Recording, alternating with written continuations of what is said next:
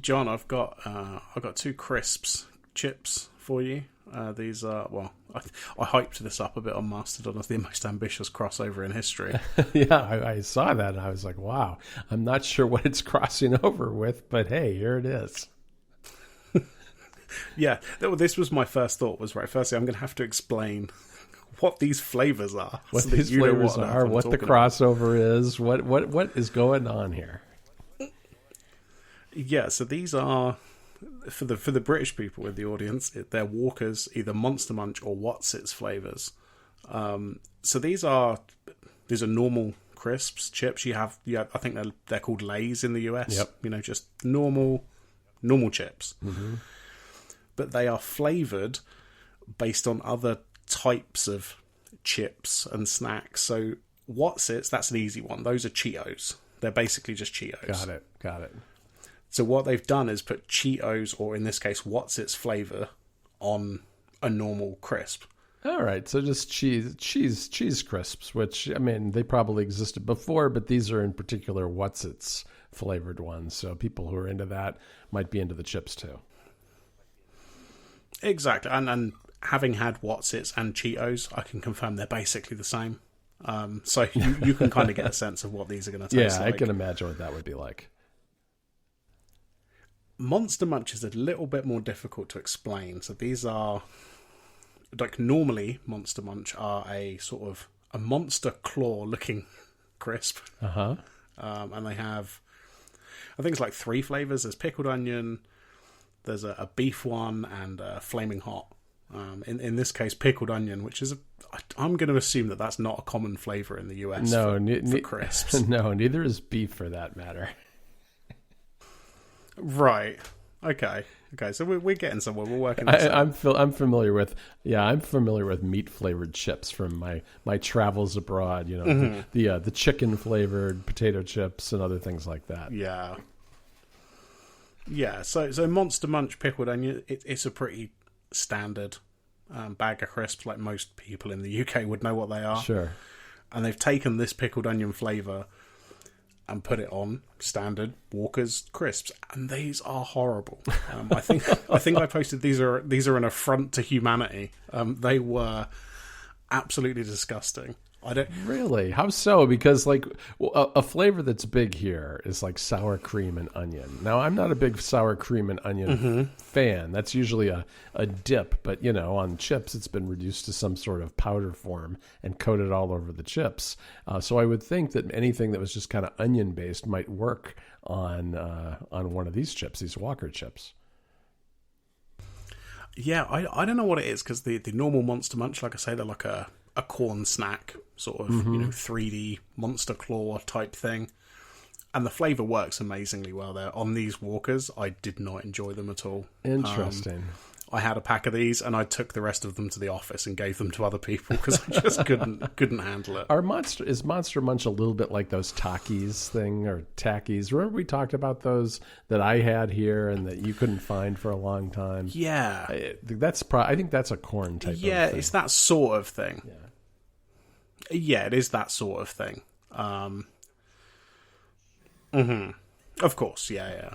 So I bought the Monster Munch ones, and then I said to Jess, I'm probably going to have to go and buy the Wotsits ones. It's for the show, like not for me.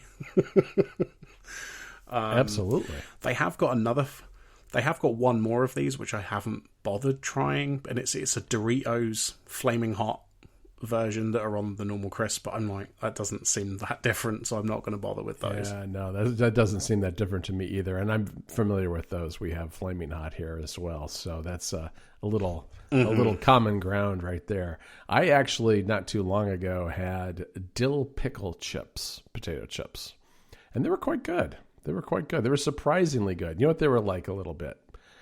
Yeah, have you ever had like salt and vinegar chips? Mm-hmm. Yes. That's a really common flavor here. Yeah, I thought so. So they were a lot like that, but with a hint of dill flavor too. Interesting. Yeah, that does sound good. Yeah, that was decent. My son came home with those one day from the grocery store.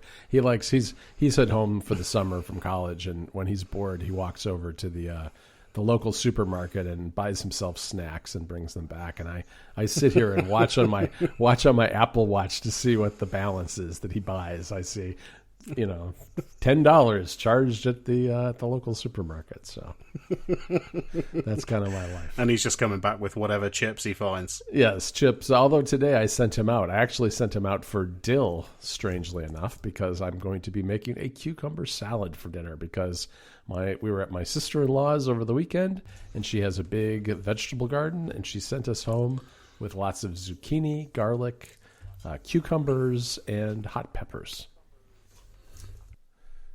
Ooh, very nice. Yeah, so I'll be doing some cooking. All right. I want to tell you about a TV show that I watched that I really shouldn't have done. I did it last night. I had this notion, Rob.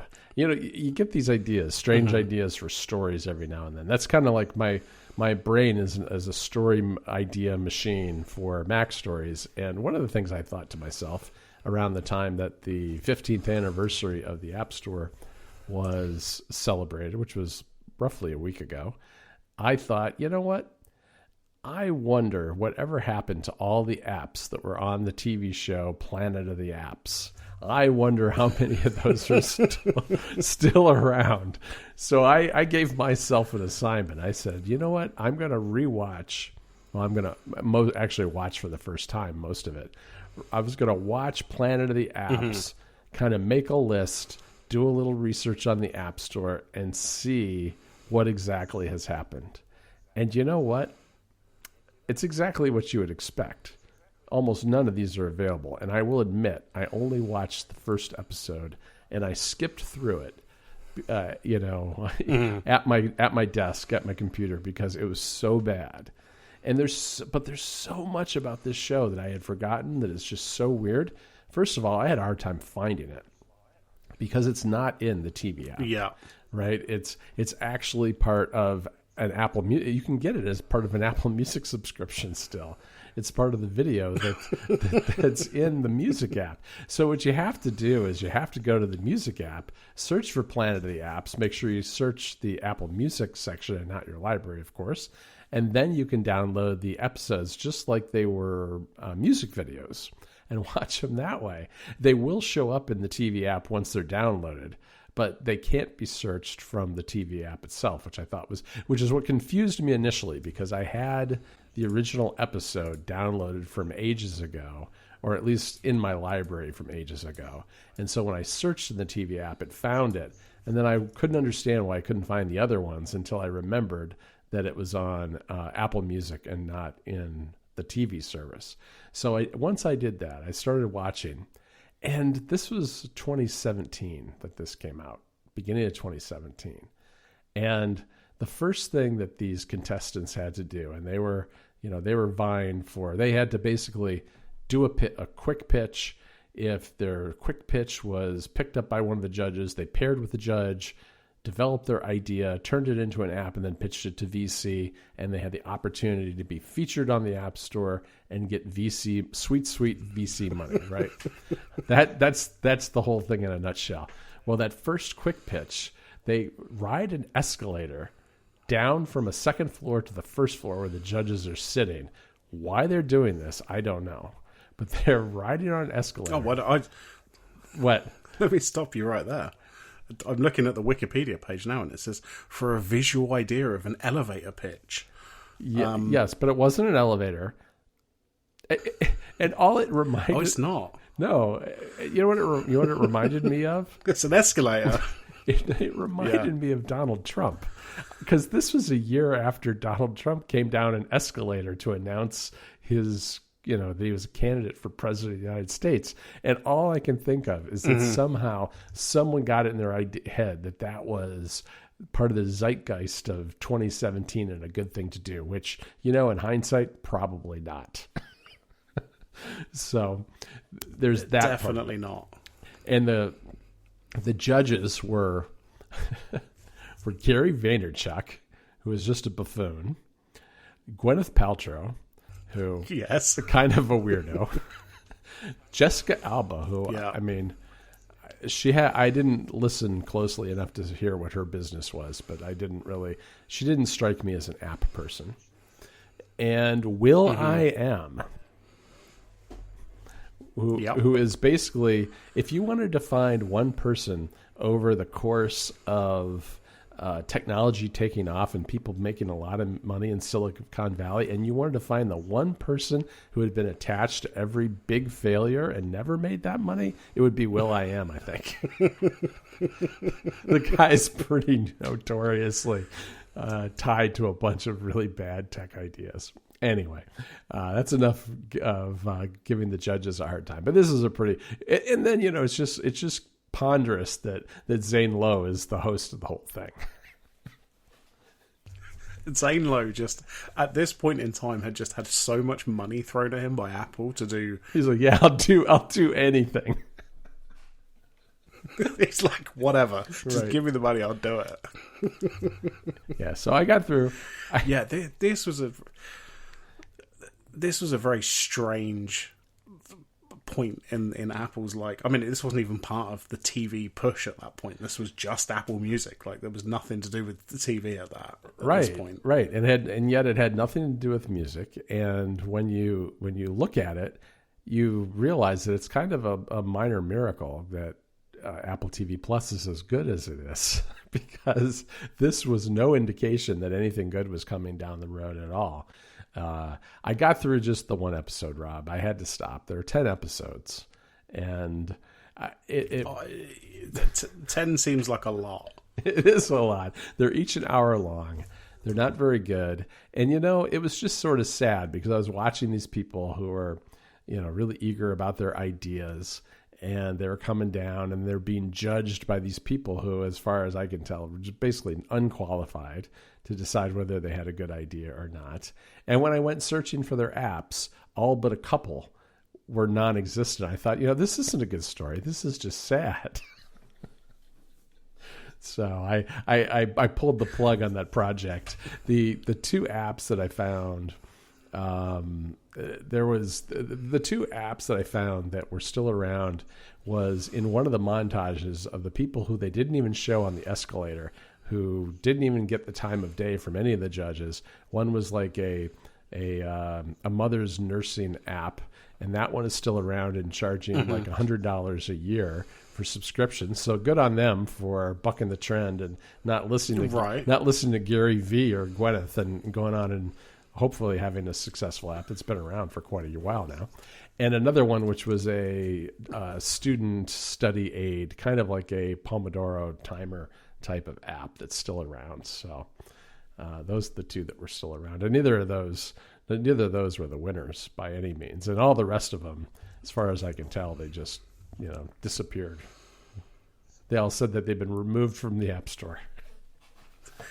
I find it quite telling that the Wikipedia page for this show doesn't even bother listing all of the apps. No. It only lists the apps for the first episode. Well, it's funny. It's funny you should say. So when I was doing this research, I thought, well, I'm going to watch and I'll write down the apps as I go. And then I was Googling around a little bit, and I found an article on 9to5Mac that did exactly the same thing. It listed the 10 apps or something, or 7 apps, whatever it was, from the first episode. And then they never wrote about the show again.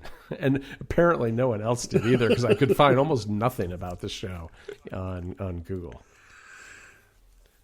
No, like, we have Wikipedia pages with the most minute, insignificant details about various people or events or whatever. This, nobody's bothered. Everybody's looked at this page and gone, I'm not watching 10 hours of TV just to fill out this list. Forget it. Exactly. So what I did, I thought, well, 2023 isn't the right time, but you never know. So I downloaded all 10. Excellent. Right. And then I thought, you know what? I've spent an hour of my day almost doing this. I don't have a story that I want to write. Instead, I'm going to talk to Rob about it. Yeah, no, that's good. You're recycling. You've started. You think it's going to be one thing. Indeed, you bring it here instead. Indeed. So I highly recommend that you don't watch Planet of the Apps. Don't let curiosity get the best of you. Don't sit there thinking, well, maybe I'll fill out that Wikipedia page. because you know what? You're not going to get No. you're not going to get any glory for that. I think you'll probably get like 5 hits in the next 5 years. So I would yeah, I'd and stay then away. what? And then I'm what, Planet of the Apps guy? Like, Yeah, you don't- oh yeah, they're Rob. That's that guy who watched all of the Planet of the Apps. Well, see, I like doing kind of these weird Apple stories once in a while. I did one about I think it was like the 5-year anniversary of the App Store review guideline comic book that Apple did in I think Yeah. it was 2016 at WWDC, because I remember it was Federico's first WWDC, and I wasn't with him, and I was watching the ADAs via streaming, and was going to write a quick story and then join him for something. And as soon as they came out, they started talking about this comic book, and I texted him about it. He's like, "They made a what?" And it was, and I still have it because it was a downloadable PDF, and I think the link still works if you find my story on Mac Stories about this. But they had a bunch of comic book artists basically draw stories around various App Store guidelines, and this was a long time ago, so it was early days of the App Store, really. I think it was one of the first big revisions of the app review guidelines, and a very different world where the relationship between developers and Apple was a little different. And I don't think that a comic book would probably go over too well in 2023 the way it went over fine in 2016. No. Yeah. Yeah, so I found the article, so I'm gonna have a little browse through that later, and obviously we'll put it in the show notes as well. Yeah, they handed out physical copies of them to people who were there. Oh, did they? Somewhere. That would then make me end up on eBay somewhere. Yeah, I'm pretty sure they did. All I've got is the PDF version, though, sadly.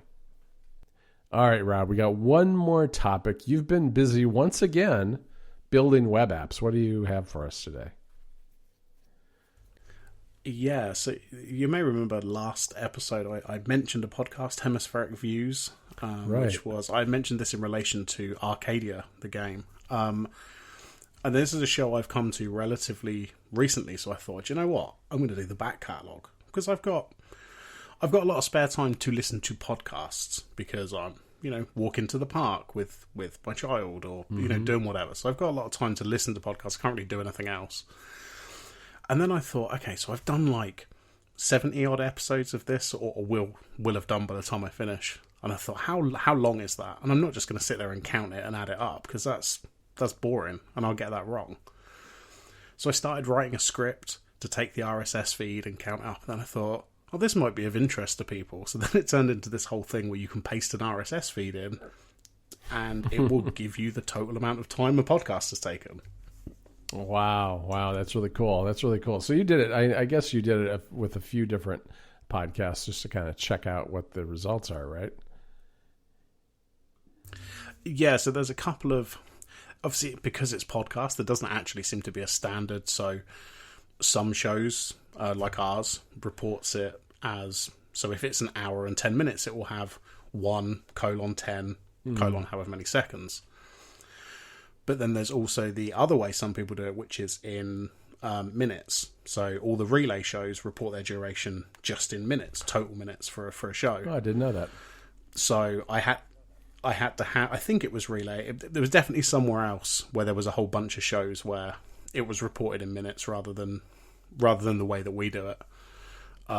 So I had to sort of handle that in the code. But for the most part, I've had a few people sort of say, oh, my feed doesn't work because it's missing a duration for like one episode. So I've handled that and added some updates. But yeah, it was like a fun little sort of, it didn't take too long, maybe an hour or so, just to sort of put this together. And you paste an RSS feed in, you can find out how long, whatever podcast, for example, if you've listened to every episode of Connected, that's 674 hours. That's a lot. I'm not sure you should go back and listen to all of those. We've done 90 hours. That's pretty good. I'm kind of surprised.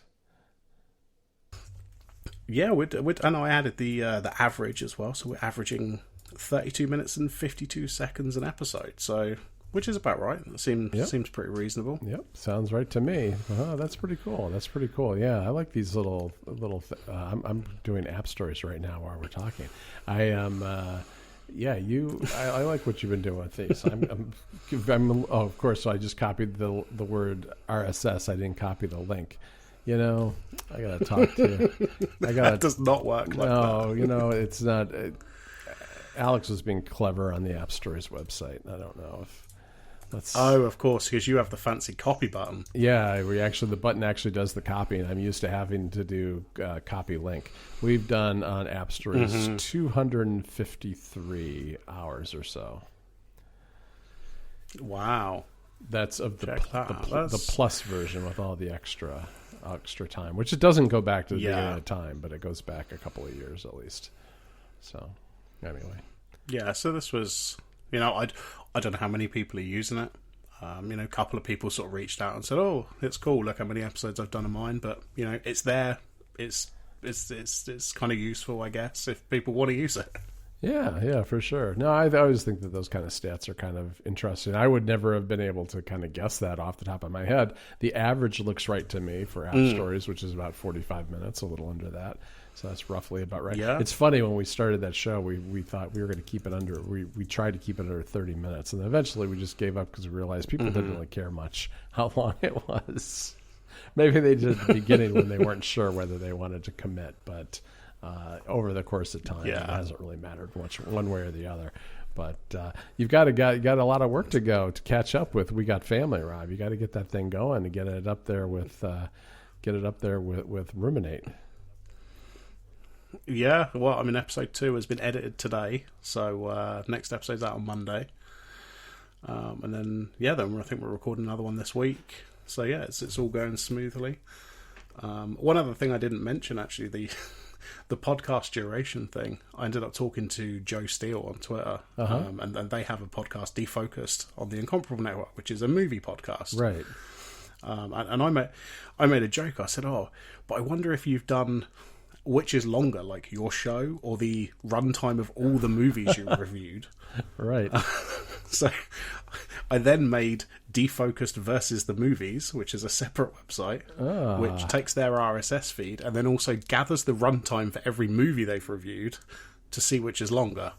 Turns out it's the movies by a significant amount. Oh, okay. That was another fun sort of little side project. Yeah, that is cool. That's very cool. Huh.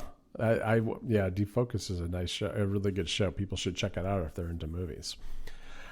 All right, Rob. Yes, they should. We are. I think we're done for today, huh? Yeah, I think we're done for the day, and we'll be back in a couple of weeks, barring any scheduling conflicts. But I think we're good.